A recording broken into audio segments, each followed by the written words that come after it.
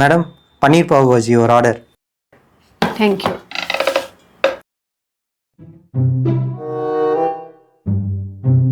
தேங்க்யூங்க. ஆ நான் ஏதாச்சும் வேணும்னா கூப்பிடுறேங்க. சாப்பிட்டு பார்த்துட்டு ஃபீட்பேக் கொடுத்தீங்கன்னா உங்களை வேல்யூட் கஸ்டமராக நாங்கள் ஆட் பண்ணிக்குவோம். அதுக்கு தான் வெயிட் பண்ணுறேன். ஓ சரி இருங்க.